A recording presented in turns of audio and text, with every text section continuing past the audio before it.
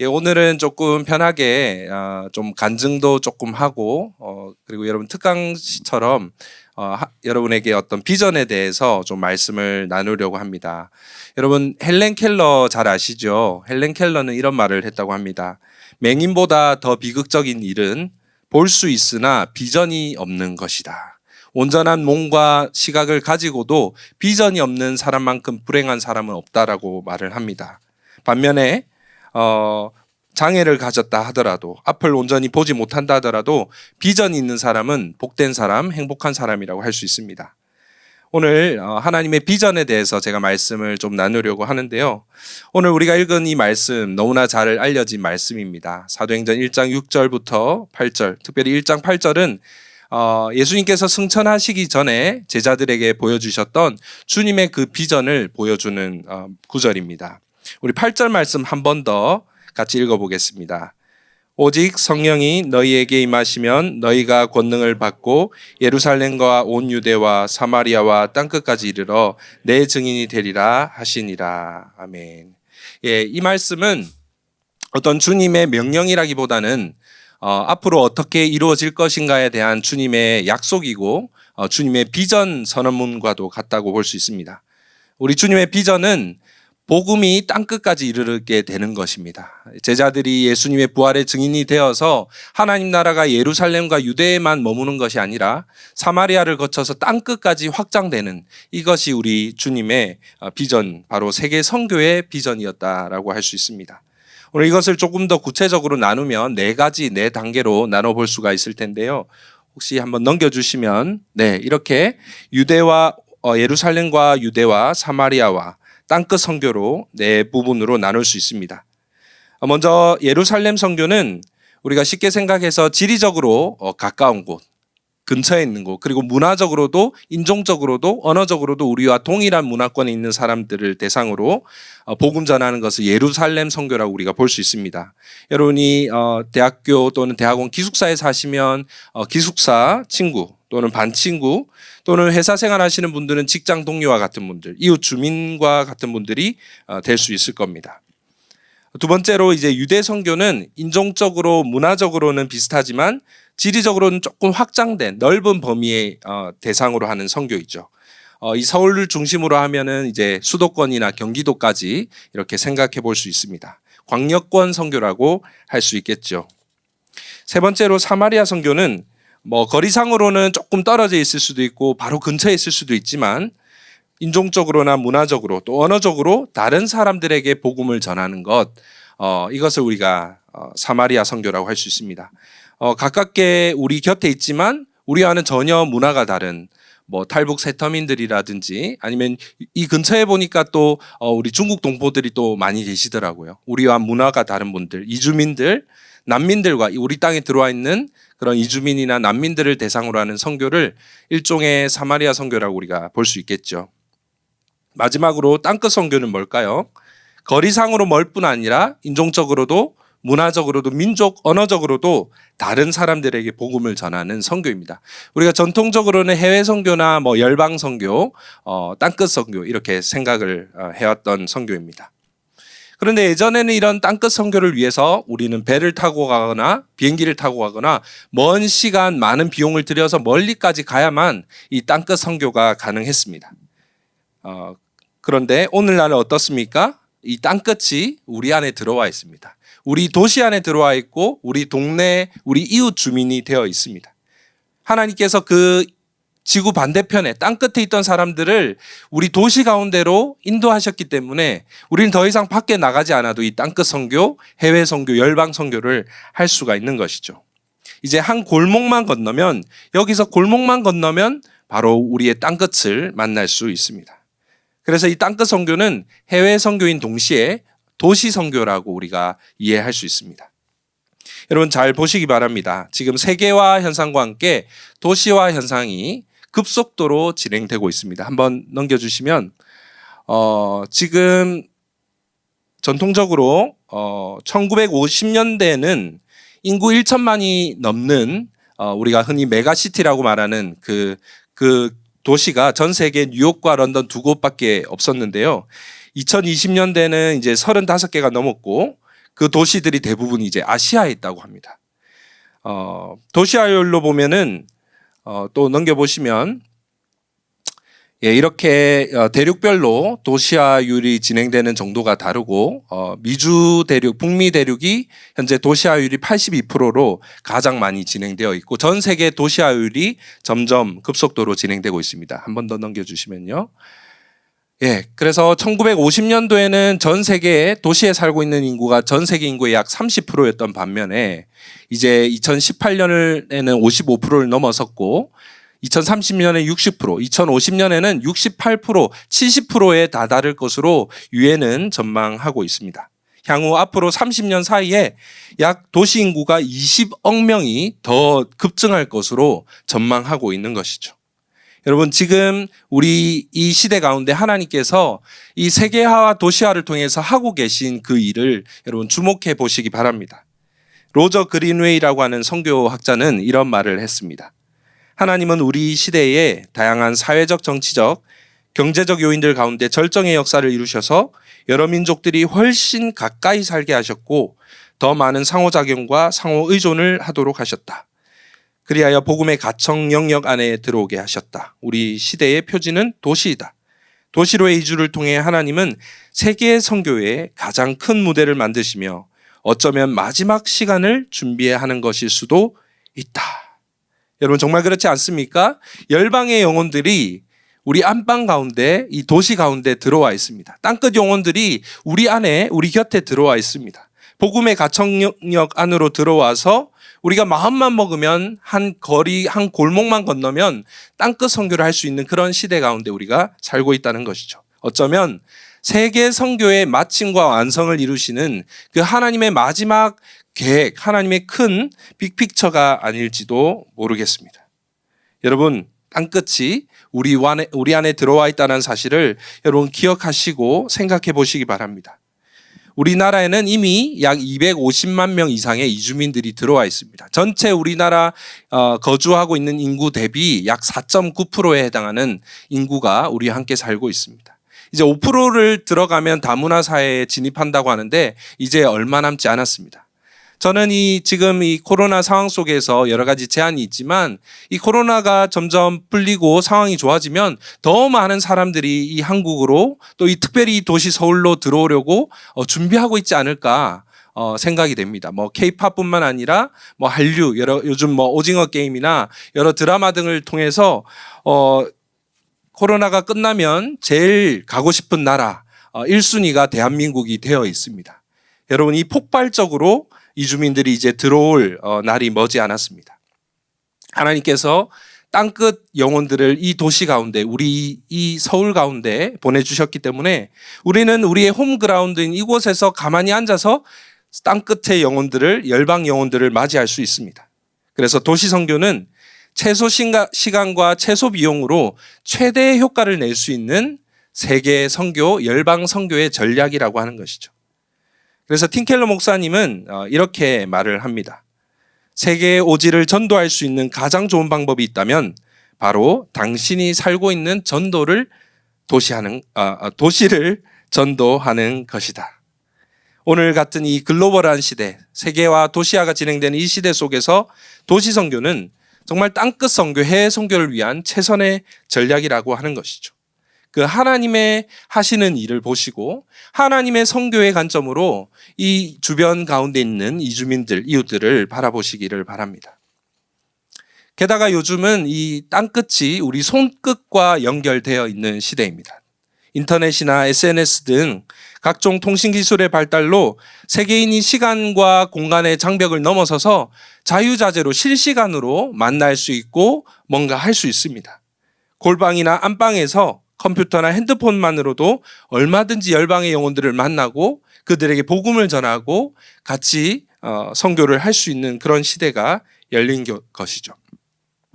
사진 한번 넘겨주시면 저희 교회에서 이제 토요일 저녁에 하고 있는 이제 EBS라고 하는 성경 공부 프로그램이 있습니다. English Bible Study라고 해서 저희가 EBS를 하고 있고 주일에는 KBS도 있습니다. 코리안 바이블 스터디에서 방송국을 저희가 2개를 운영하고 있는데, 여기에 보시면 이제 울산에서 같이 이제 공부를 하고 있는 형제자매들도 있고, 필리핀에서, 미국에서, 또 남아공에서 접속해서 시간대가 다르지만 새벽 5시에 일어나 사는 형제도 있고, 낮 12시에 하는 형제도 있고, 울산에는 뭐 7시가 되고, 이렇게 실시간으로 줌을 통해서 우리가 얼마든지 성경을 공부할 수 있는 그런 시대가 열린 것이죠. 여러분, 세계 선교를 위한 그 하나님의 빅픽처를 여러분 한번 보셨으면 좋겠습니다. 지금 우리가 살고 있는 이 시대는 마치 사도 바울이 세계 전도 여행을 가기 전에 그런 상황과도 같습니다.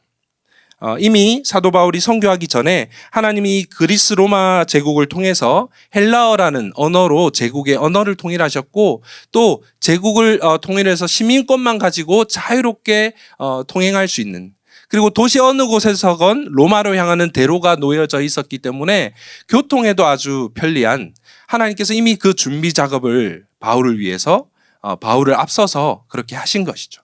어쩌면 하나님께서 이 도시 선교를 통해서 하실 세계 선교의 완성을 위해서 우리 가운데 이런 선물들을 허락해 주셨는지도 모르겠습니다. 여러분, 이 주님께서 이 자신의 그 세계 선교의 비전을, 열방 선교의 비전을, 하나님 나라가 땅 끝까지 미치는 이 비전을 제자들에게 공유하시는 그 장면을 우리는 오늘 말씀에서 보고 있습니다. 그래서 그 사도들은 예수님으로부터 그 선교의 비전을 받아서 이제 그것을 위해서 사도행전에서 열심히 사역하며 달려왔고, 이제 저와 여러분에게까지 그 바톤이 전달되었다고 하는 것이죠. 주님께서는 어쩌면 동일한 비전으로 그 사도들에게 주셨던 그 동일한 하나님 나라의 비전을 저와 여러분에게도 주시기를 원하시지 않을까요? 그런데 오늘 우리가 이 주님의 비전으로 비전의 사람으로 세상에 보냄을 받아서 살아갈 때에 여러분이 기억했으면 하는 3가지가 있습니다. 오늘 그 3가지를 여러분에게 좀 나누도록 하겠습니다. 우리가 첫 번째로 하나님의 비전을 따르는 삶이 항상 편안한 것은 아닙니다. 어쩌면 여러분 가운데는 내게는 아무런 비전이 없어 어떤 목적이나 그런 것 없이 살아가는 분이 있을지도 모르겠습니다. 그래서 주님께서 내게 비전만 있으면 난 정말 행복할 텐데, 내 삶은 정말 대로가 펼쳐진 것처럼 난 그렇게 달려갈 텐데 생각할 수 있습니다. 하지만 비전의 사람이 걸어가는 길은 사실 고난의 길이라고 할 수 있습니다. 여러분, 아브라함을 기억하십니까? 하나님은 그에게 땅의 모든 족속이 너를 통해서 복을 받게 되리라는 그게 복의 통로의 비전, 그 사명을 주셨는데요.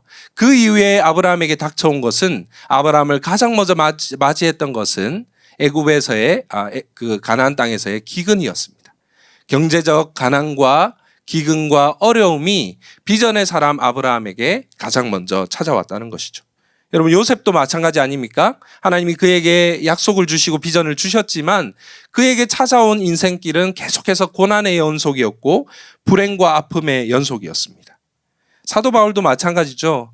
주님은 사도 바울에게 열방을 위한 택한 나의 그릇이라는 비전을 주셨지만 바로 이어서 그 다음 구절에 그가 나를 위하여 어떻게 고난받아야 될 것을 말씀하셨습니다.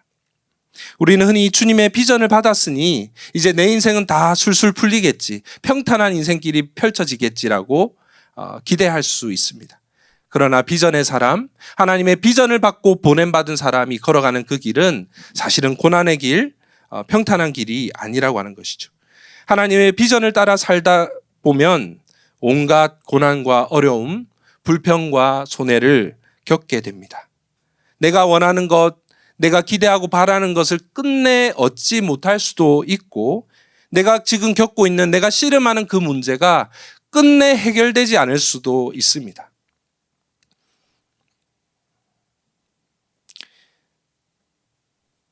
비전을 따라 보냄받는다고 해서 그 길이 편안함의 보장은 아니라는 것을 여러분 첫 번째로 기억하시기 바랍니다. 두 번째로, 비전을 이루는데 길이 단 하나만 있는 것은 아닙니다. 비전을 위해서 살아가다 보면은 때로는 길이 막히고 우리의 계획이 틀어질 때가 있습니다. 요셉을 생각해 보십시오. 그는 하나님의 비전을 받았지만 번번이 길이 가로막혔습니다. 자신이 갖고 있는 꿈과 계획대로 일은 하나도 풀리지 않는 것처럼 보였습니다. 자꾸 비전과는 먼 엉뚱한 방향으로 반대 방향으로 가는 듯 했고 점점 멀어지는 것처럼 보였지요. 하나님은 그에게 리더가 되고 통치자가 될 것이라는 비전을 주셨지만 그는 계속해서 낮은 자리로 섬기는 자리로 가야 했습니다. 그러나 하나님은 그것까지도 사용하셔서 요셉을 향한 하나님의 비전이 이루어지게 하셨죠. 바울을 생각해 보십시오. 하나님은 그를 통해서 이 세계 선교의 비전을 이루려고 하셨습니다. 그래서 바울은 이 비전을 붙들고 계속해서 복음을 전하러 다녔고 결국 그들은 복음 전하기 위해서 비두니아로 가려고 했지만 하나님은 그 길을 막으셨고 오히려 마게도냐라고 하는 다른 곳으로 인도하셨습니다. 그러나 그를 통해서 하나님은 그가 루디아를 만나게 하셨고 그 빌립보 성에 교회가 개척되게 하셨고 오늘 저와 여러분들에게 엄청난 기쁨과 위로가 되는 기쁨에 서신 이 빌립보서가 우리에게 선물로 주어진 것 아닐까요? 사랑하는 우리 형제 자매 여러분, 때로는 우리가 이 하나님의 비전을 따라 계획을 세우면서 이 믿음의 걸음을 걷다 보면 때로는 이렇게 우리의 계획이 막히고 좌절될 때가 있습니다. 우리의 뜻과 계획대로 되지 않는 게 사실 우리의 인생 아닙니까? 우리가 이 코로나 상황을 통해서 모든 사람이 이것을 깨닫고 있습니다. 내 뜻대로 내 계획대로 되는 것은 없구나. 아마 여러분 가운데 이 2021년 이 10월의 마지막 주에 내가 여기 앉아 있을 거라고 계획해서 여기 있는 분은 아마 많이 없을지도 모르겠습니다. 우리의 인생 계획대로 되는 것이 하나도 없습니다. 그러나 여러분 꼭 기억하셔야 할 것은 내 인생 계획이 좌절되고 틀어질 그때에도 하나님은 여전히 여러분을 향한 하나님의 비전을 이루고 계신다라고 하는 것입니다. 하나님은 여러분이 갖고 있는 계획보다 더 나은 계획을 주시려고 때로는 우리가 갖고 있는 그 소중한 계획을 좌절시키기도 하시고 때로는 실망과 낙심을 시키기도 하십니다. 그것이 하나님이 하나님의 계획으로 우리를 이끄시는 방법입니다. 사실 이것이 하나님께서 제 걸음을 여기까지 인도하신 하나님의 방법이었습니다. 제가 여기 오늘 여러분 앞에서 이렇게 말씀을 전하고 여러분과 이렇게 말씀으로 교제하고 있지만 제가 감히 이 자리에 제가 설 수 있을 거라고 생각도 못했고 여러분을 이렇게 만날 수 있을 거라 생각이나 했겠습니까? 제가 지금 이 자리에서 이런 간증과 나눔을 하는 것이 제 계획이 아니었다고 하는 것이죠. 제 계획대로 하나도 안 됐기 때문에 사실 제가 여기 여러분 앞에 이렇게 있는 것입니다. 하나님께서는요, 제가 아직 젊고 짧은 인생길을 또 사역길을 걸어왔지만 번번이 제 걸음을 막으시고 제 계획을 수정하셨습니다.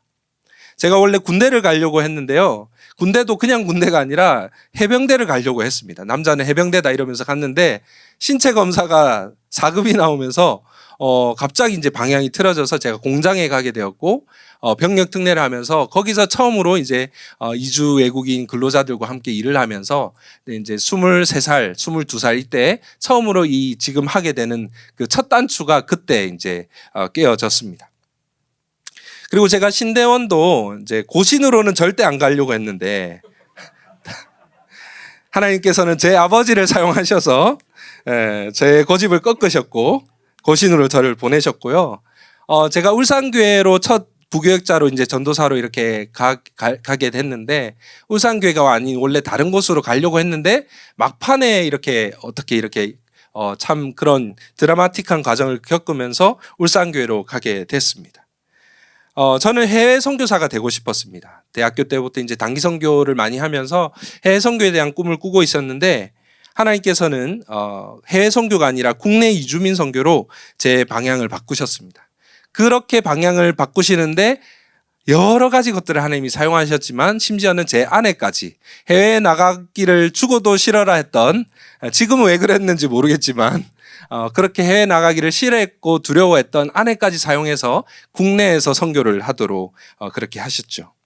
또 이주민 선교를 배우려고 이제 미국에 유학을 이제 선교학 공부를 하려고 갔는데 돌아올 때는 이주민 선교가 아니라 도시 선교의 비전을 품고 돌아오게 됐습니다. 그 이후에도 이제 교회를 개척하게 된 것도 원래 울산 노회를 통해서 개척이 될 줄 알았는데 그것도 막판에 좌절되면서 울산 노회가 아니라 울산 교회를 통해서 개척되게 하셨고 번번이 수많은 순간순간마다 하나님은 제가 갖고 있던 계획을 좌절시키고 다른 곳으로 인도하시면서 더 좋은 길로, 더 좋은 계획으로 하나님이 인도해 주셨고, 그 결과 제가 여기 여러분 앞에 이렇게 서 있게 된 것입니다. 그 인생의 과정에서 하나님께서 하나라도 그 걸음을 바꾸지 않으셨더라면 어쩌면 제가 여러분을 이렇게 만날 수 없었을 가능성이 않았을까, 그런 생각도 해봅니다. 하나님께서는 우리의 인생을 이렇게 막으실 때가 있고 우리의 계획을 변경하고 수정하게 하실 때가 있지만, 그때마다 여러분 기억하셔야 될 것은 하나님은 더 크고 더 좋은 계획을 언제나 두고 계시다는 것이죠.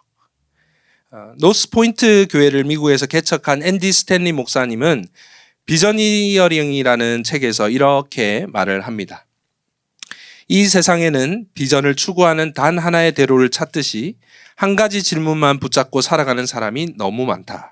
작은 실패의 낙심에서 하나님이 당신에게 부어주신 그 비전에서 멀어지는 일이 없도록 하라. 조사해보라. 주변을 크게 둘러보라. 선 바깥을 생각해보라. 통로가 단 하나만 있는 목적지는 거의 없다. 당신의 비전도 마찬가지다. 만약 처음 시도가 막혔다면 다른 길을 찾아보라. 너무 일찍 포기하지 말라. 여러분, 하나님은요, 다양한 방법으로 하나님 자신의 비전을 이루십니다. 그만큼 하나님은 크신 분입니다. 여러분, 혹시 여러분 가운데 여러분이 갖고 있던 그 계획과 비전이 좌절되는 것 같아서 실망하고 낙담하는 가운데 있는 분이 혹시 계십니까? 만약에 하나님이 여러분이 생각하는 그 길로 인도하지 못하셨다고 해서 그 비전이 이루어지지 못한다면, 그렇게 하나님이 작은 분이시라면 어쩌면 하나님의 비전이 아니라 여러분의 비전일 수도 있습니다. 하나님은 어떤 방법을 통해서도, 어떤 길을 통해서도 하나님 자신의 비전을 이루시는 크신 하나님, 그 크신 하나님을 여러분 바라보시기 바랍니다. 어떤 분들은 이런 생각을 하고 살 수 있습니다. 여러분, 직장 생활을 하거나 또 여러 가지 결정하는 문제에 있어서 내가 왜 여기서 이러고 있지? 내가 여기서 이러고 있을 사람이 아닌데, 내가 원래 내 계획과 목표는 여기가 아니라 다른 곳에 있어야 되는데 내가 어쩌다가 여기까지 왔지? 내가 어쩌다 이 회사에서 이런 일을 하고 있지? 라고 생각하실 수도 있습니다. 이것은 내 비전과 거리가 먼 것인데 라고 생각하실 수도 있습니다. 그러나 그렇지 않습니다. 하나님은 여러분이 현재 처한 그 상황과 환경을 통해서도 하나님 자신의 비전을 이루어 가실 수 있는 크신 분이라는 것이죠. 여러분이 현재 처한 그 상황, 여러분이 있는 그 현재의 그 자리가 하나님이 여러분을 향한 그 하나님의 비전을 이루시는 그 자리, 그 한 과정이라고 하는 것이죠. 여러분은 엉뚱한 데서 시간을 낭비하고 있는 것이 아닙니다. 여러분은 하나님이 보내신 그 자리에서 하나님의 자리매김한 곳에서 있는 곳이라는 것이죠. 우리가 있는 곳에서 그 자리가 어디든지, 여러분의 생각과 계획과 맞는 자리이든 아니면 전혀 다른 자리라고 보이든, 그곳에서 먼저 하나님 나라와 그 의를 구하면서 여러분이 주어진 자리에서 작은 일에 충성을 다하고 최선을 다한다면 바로 그 자리가 하나님이 여러분을 자리매김하신, 하나님이 여러분을 보내시고 여러분을 두신 자리라고 하는 것을 꼭 기억하시기 바랍니다. 여러분, 요셉을 생각해 보십시오. 느헤미야를 생각해 보십시오. 에스더나 다니엘을 생각해 보십시오. 그 누구도 그 자리에서 자신이 그런 일을 하게 될 거라고 미리 계획을 하고 생각해서 거기까지 간 사람은 없습니다.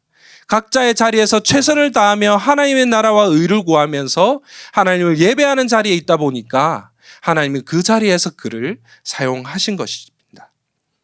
우리는 잘 모릅니다. 우리는 내가 지금 겪고 있는 일이 어떻게 하나님 나라와 의를 위하여 이 열방 선교, 땅끝 선교라고 한 하나님의 그 선교적 비전을 위하여 연결이 되고 사용되는지 우리는 그것을 다 이해하지 못합니다. 그러나 때가 되면, 시간이 지나서 때가 되면, 하나님이 그래서 나를 거기를 보내셨구나. 내가 그때 겪었던 그 경험이 지금의 그것을 위해서 하나님은 다 사용하신 거구나. 하나님의 섭리를 깨닫고 찬양하게 된다고 하는 것이죠.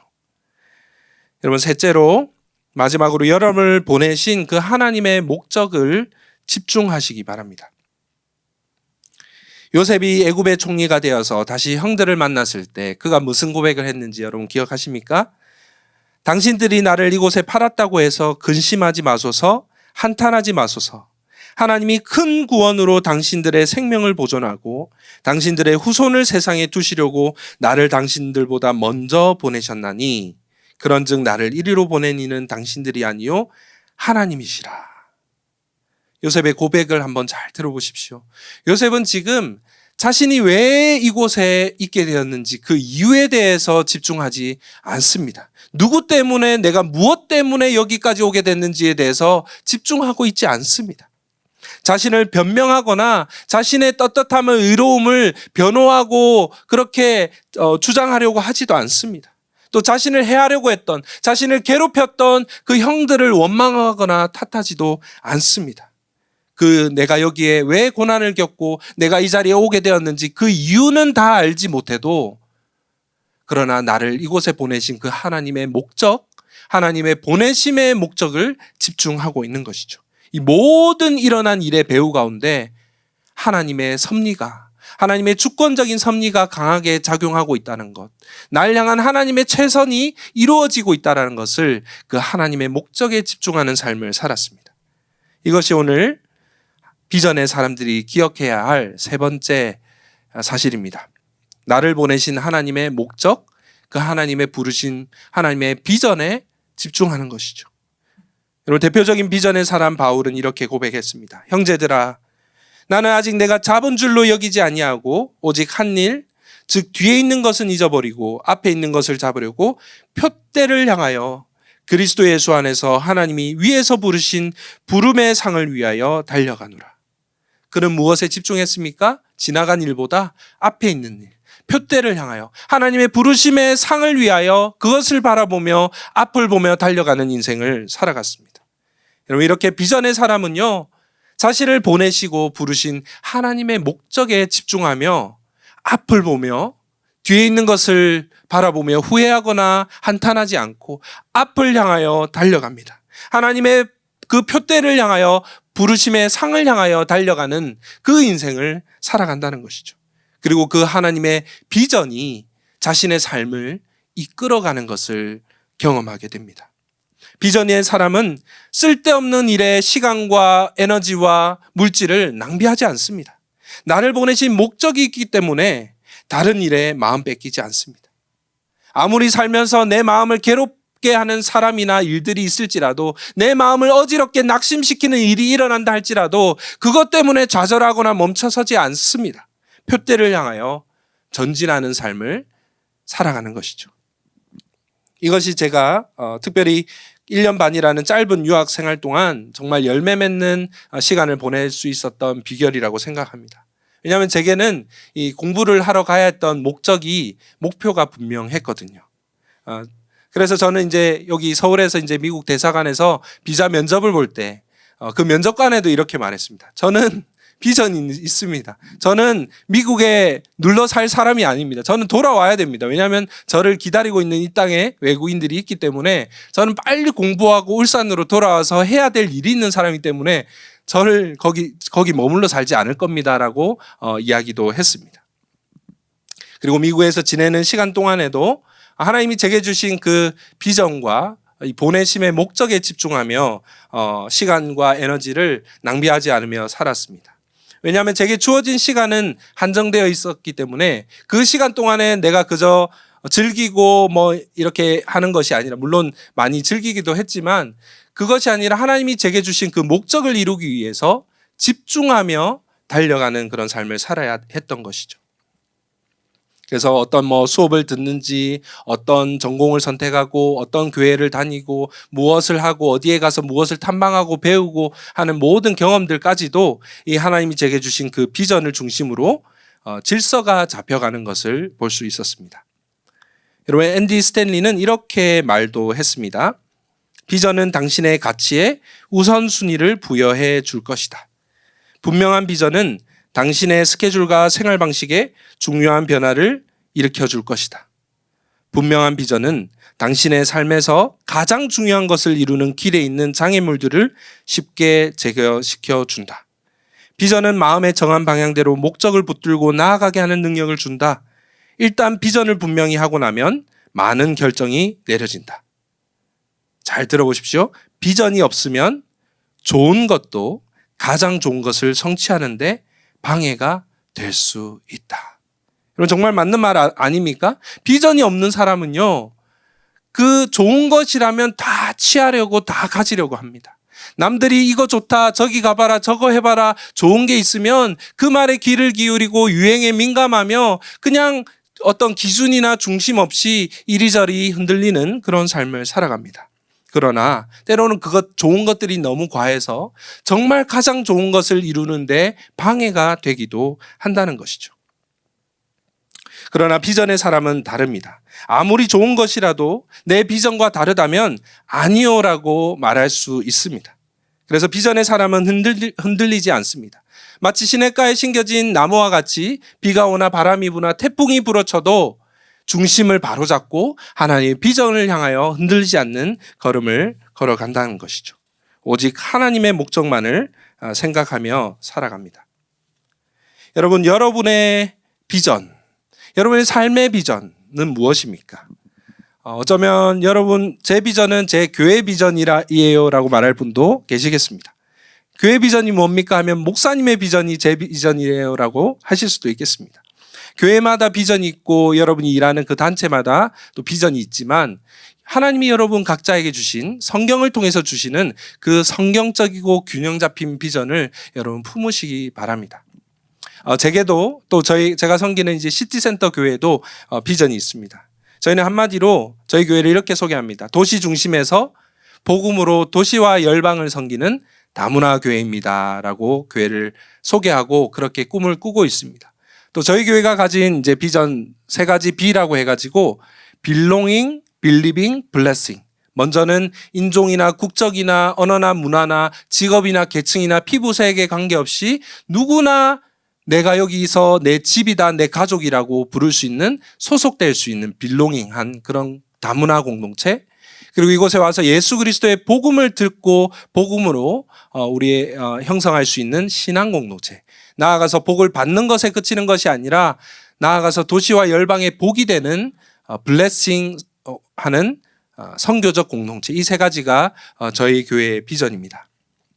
여러분의 비전은 무엇입니까? 하나님이 어떤 목적을 가지고 여러분을 이곳 도시 서울로 또 이곳 시강으로 여러분을 보내셨습니까? 여러분이 이곳에 어떤 목적을 가지고 살고 있습니까?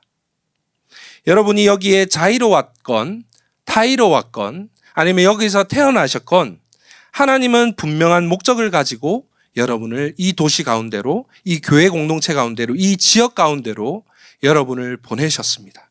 여러분 그저 이곳에 잠시 바람 쐬러 온 것이 아니고 잠시 머리 식히고 놀러 와 있는 것이 아니고 잠시 방학을 보내기 위해서 온 것도 아닙니다. 여러분 그저 공부만 하기 위해 온 것이 아니라 돈만 벌고 경제적 안정만을 목적으로 와 있는 것이 아닙니다. 여러분 이 도시에 무엇을 하러 와 있습니까? 하나님은 어떤 목적으로 여러분을 이곳에 보내셨습니까? 바로 하나님은 어떤 목적이 있다는 것이, 여러분이 어떤 목적을 가지고 계획을 가지고 이곳으로 오셨던 간에 하나님은 여러분 각자에게 주신 하나님의 목적과 비전이 있습니다. 그것은 아브라함처럼 또 요셉처럼 이 도시와 열방 가운데 여러분의 복의 통로가 되어서 예수 그리스도의 복을 전하는 그 복의 도구로 여러분을 보내신 것입니다.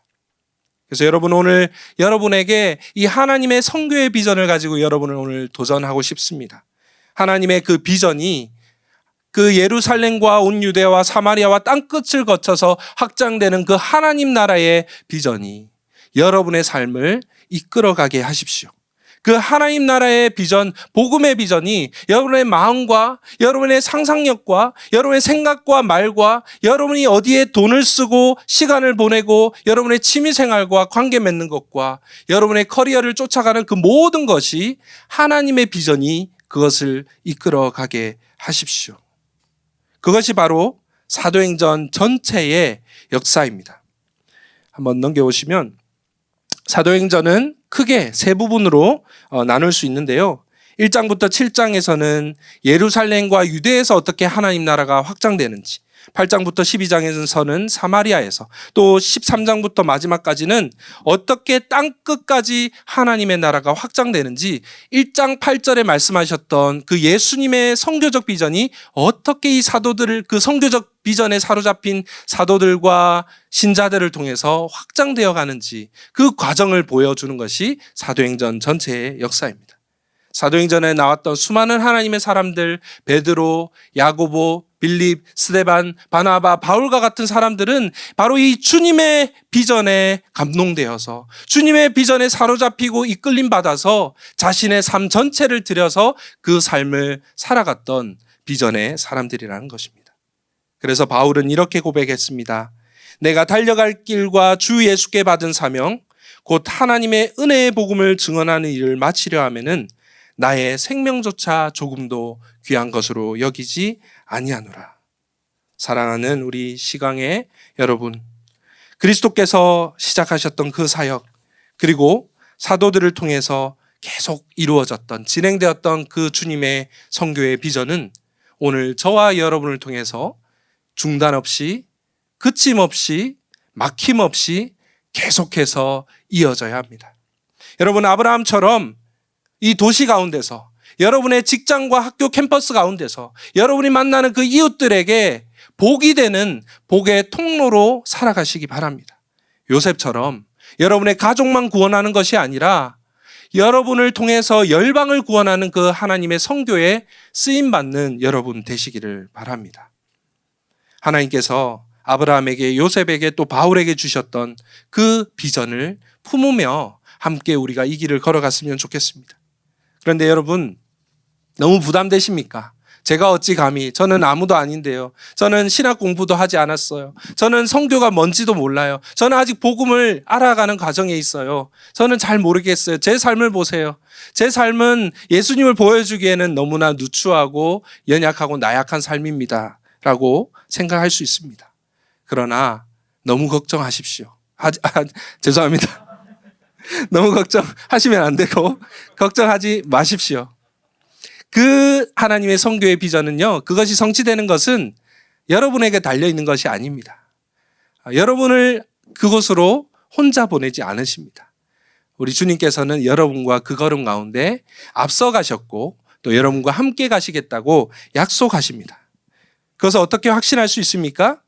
무엇보다 그리스도께서 먼저 여러분을 보내시기에 앞서 하나님 아버지의 보냄을 받으셨습니다. 주님은 이렇게 말씀하셨습니다. 너희에게 평강이 있을지어다. 아버지께서 나를 보내신 것 같이 나도 너희를 보내노라. 아버지께서 나를 보내신 것 같이 나도 너희를 보낸다. 주님이 먼저 우리 앞서 보냄을 받으셨습니다.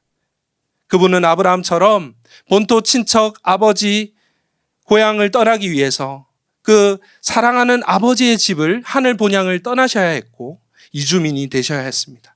또 요셉들처럼 형제들에게만 미움받고 또 배신당했을 뿐만 아니라 은 30에 팔려야 했으며, 그분은 요셉처럼 외국 땅에서 외국 문화와 언어를 배우시고 외국인과 나그네와 이주민으로 사셔야 했습니다.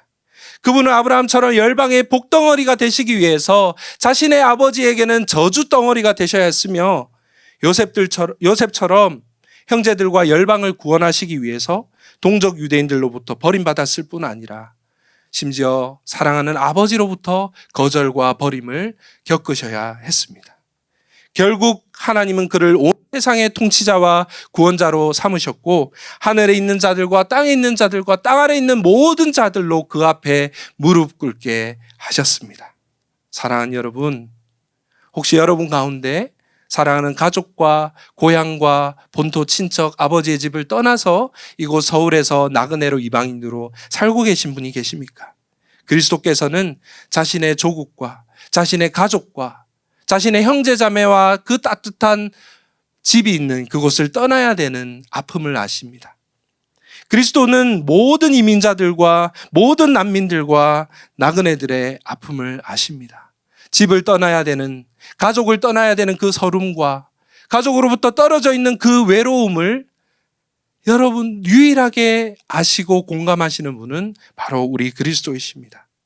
그 그리스도께서 모든 보냄받은 자들과 함께 하시겠다고 약속하셨습니다. 여러분과 함께 하시기 위해서 아버지로부터 보냄받은 위대한 사도이신 그리스도를 바라보며 우리 앞에 모든 얽매이기 쉬운 것들과 무거운 죄를 벗어버리고 우리 앞에 있는 믿음의 주요 온전케 하시는 이 그리스도를 바라보며 주님 우리에게 부르신 그 부름의 상을 향하여, 표대를 향하여 이 믿음의 경주를 계속해서 걸어나가는 여러분 되시기를 바랍니다. 여러분을 향한 주님의 보내심과 약속의 말씀을 들으시기 바랍니다. 그러므로 너희는 가서 모든 민족을 제자로 삼아 아버지와 아들과 성령의 이름으로 세례를 베풀고 내가 너희에게 분부한 모든 것을 가르쳐 지키게 하라. 여러분 기억하십시오. 볼지어다 내가 세상 끝날까지 너희와 항상 함께 있으리라 하시니라. 아멘. 우리 함께 기도하겠습니다.